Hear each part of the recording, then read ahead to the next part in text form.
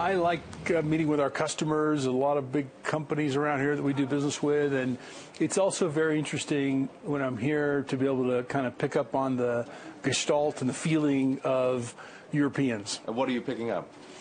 Well, they're always scared. You know, they're always pretty fearful, and you know, you always come away a little bit more pessimistic than you came, because they tend to worry a lot.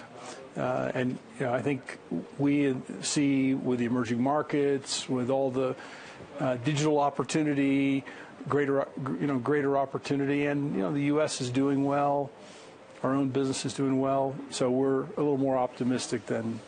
Do these conversations that you have about the economy and things like monetary policy influence what you do at Dell? They change. You come away from here thinking to yourself, I'm going to do something different. We focus on the things we can control, and a lot of the things that are talked about here we can't really control, but they do give us helpful context of, you know, what's going on, what are customers worried about. Like what's the most interesting thing you've heard here so far? You know, I've heard there's a lot of nervousness about the digital transformation and how do companies adapt to that. And you know, we're helping our customers do that. It just means there's more opportunity. A lot of discussion about cybersecurity, for sure. Absolutely. I mean, those are two things that everybody, CEOs, policymakers, other billionaires for that matter, seem to be struggling with, is what to anticipate in the way of technological change. How is it going to transform the economy? And then, of course, how to adapt to that, how to anticipate the anticipation, and then cybersecurity. You know, just how much, in the case of a large company, how much money you need to spend to protect yourself. And even if you do the spending, are you protected? And the threats are emerging all the time. Certainly in digital transformation, they see, you know, new companies coming into their space. We're working with the new companies as well. So that's a big part of what we do in IT services, which is you know, growing business for us. And then in cybersecurity, we see 80 billion events per day, really spending a lot in threat analysis and understanding who all the bad guys are out there, what they're doing, what kind of tools they're using. And with our SecureWorks unit, we're helping protect our customers, protect their information, their valuable intellectual property from the threats. On balance, would you say technology is going to be a job creator or a job destroyer? Well, I've said in the past, I mean, all technology creates and destroys jobs. So if you take the wheel, for example, right? There's a technology for you. It created some jobs, but it also killed some jobs. So, I tend to be more optimistic. You know, there is a substitution effect, right, where technology can replace jobs, but moreover, the bigger story here is how do you reimagine things now that you have technology and reinvent them. And so if you just take the technology and plug it into the old way of doing things, yeah, that makes it a little more efficient, a little more productive. That's fine. Some people do that. But you've got to reinvent and reimagine all the possibilities now that you have all these tools. Last time we spoke, you talked to me about the benefits of being a private company, and there are many by the sounds of it. I'm still convinced. I believe it. There are lots of CEOs out there who are still struggling running public companies, or with the struggle of running a public company. Who out there do you admire the most? Well, you know, we learn a lot from our customers.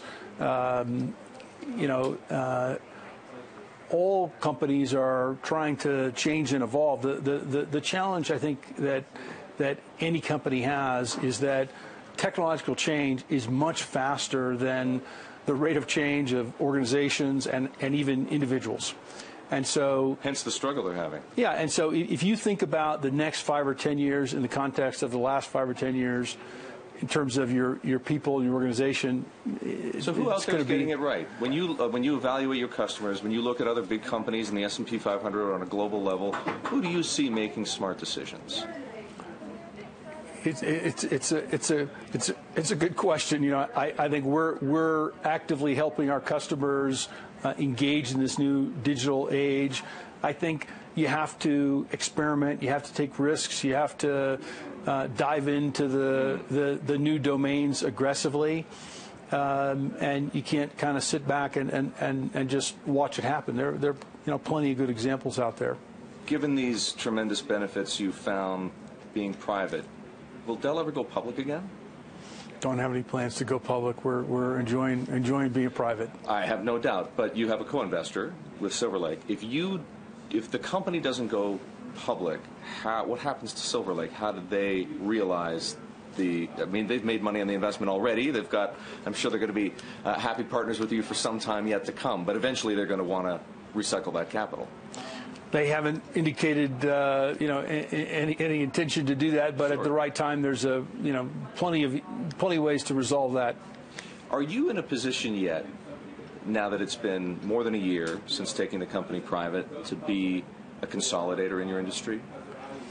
Well, we've been growing share for the last 8 quarters in a row, so that's a form of consolidation. Certainly during the calendar 2014, we had the fastest growth rate of the top 3 companies, both worldwide and in the United States. So there's some consolidation right there. We think it'll keep going.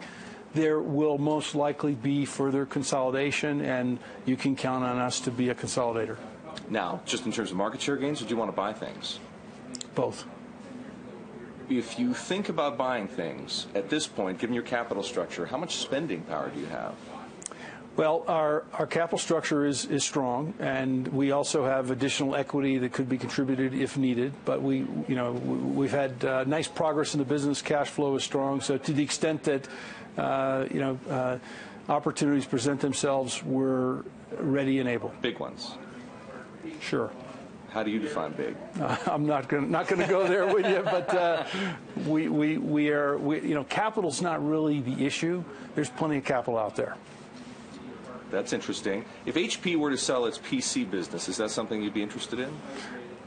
I wouldn't want to speculate on something like that here on television with you, but certainly I think there is consolidation going on across the whole IT sector, and we're well positioned to be a part of that. You mentioned just a moment ago that there's additional equity to put to use if necessary. A lot of your wealth is tied up in Dell, but a lot of it isn't. Again, let's go back to those conversations you're having with people about the economy and about monetary policy. How are you investing the money that isn't in Dell? Well, I've got this great team at MSD Capital. Sure, John Phelan, and John Phelan, Glenn Furman, and they've been doing this for 17 years now and doing a fantastic job, and I pretty much leave them alone.